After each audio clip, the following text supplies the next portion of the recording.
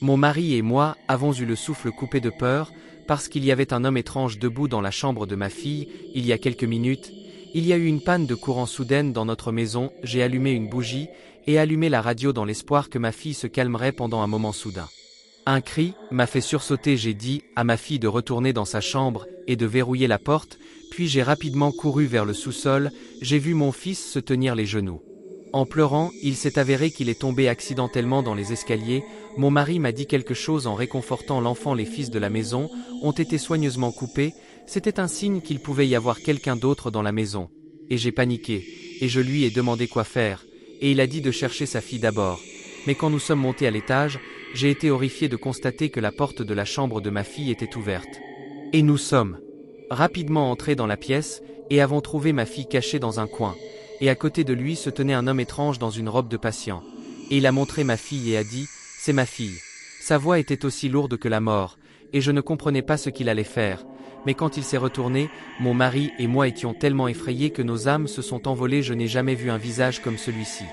Et il avait un sourire étrange et méchant sur son visage, et il a pointé du doigt ma fille et l'a complimentée sur sa beauté. Et puis ma fille a pleuré de peur, et j'ai rapidement couru vers elle et l'ai attrapée, puis je l'ai emmenée et j'ai fermé la porte, et nous nous sommes tenus dans la cuisine et avons parlé d'appeler la police. Mais soudain mon mari a dit qui était la fille que je tenais, et j'ai été surpris et j'ai dit qu'elle était folle. Mais une seconde plus tard, j'ai vu ma fille entrer de l'extérieur.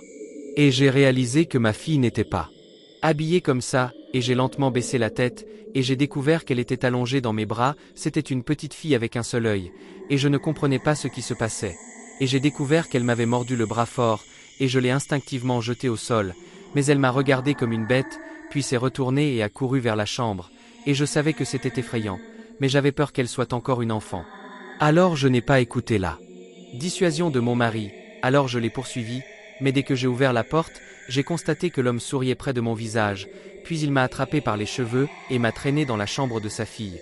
Et mon mari a couru en panique, mais l'homme l'a rapidement verrouillé et j'ai mis les meubles contre la porte, et il a sauté sur moi sans dire un mot, et je l'ai entendu doucement me déchirer le visage, et en même temps, sa fille est sortie de sous le lit, et a commencé à me ronger les jambes, et après m'être débattu, j'ai pensé que j'allais mourir comme ça.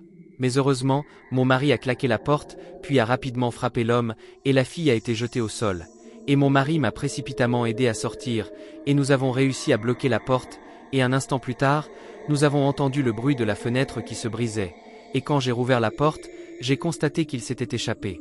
Et mon mari a appelé la police, j'étais à l'hôpital, et j'étais soigné, et quelques jours plus tard, je suis rentré à la maison, et j'ai trouvé un visage familier qui racontait comment il s'était échappé de l'asile et avait blessé des innocents, et j'ai regardé et marmonné.